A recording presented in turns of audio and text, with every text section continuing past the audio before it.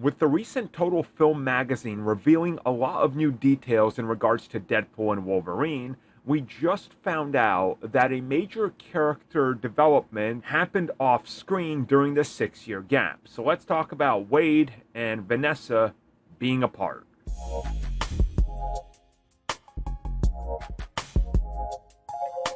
So if you watched Deadpool 2 recently or remember what it's about, you know that Vanessa was a pretty major part of the overall plot and direction that they were going in and her importance.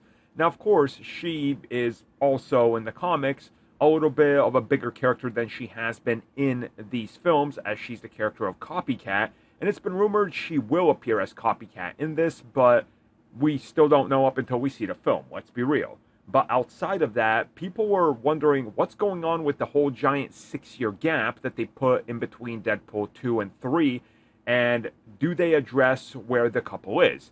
And Total Film revealed that they do, and they split. Sometime after the events of Deadpool 2, they just realized that their relationship wasn't working out, that Wade wasn't really, committed to it, and looking for the exact type of relationship that she wanted, that he wasn't essentially on her level.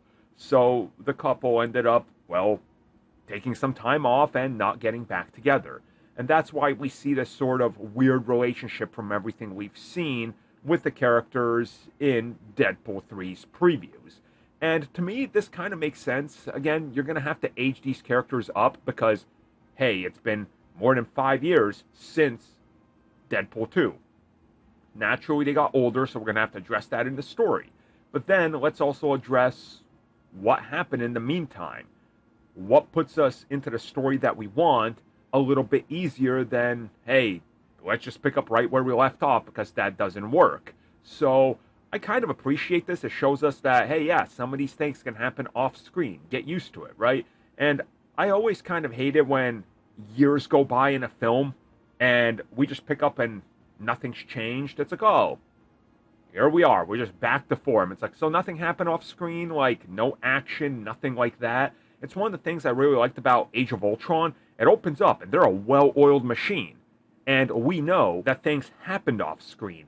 Action, how they were going after specific villains, plot points, character development that they'll mention. But they happened. I always like that because it makes it feel like, oh yeah, the world did move on.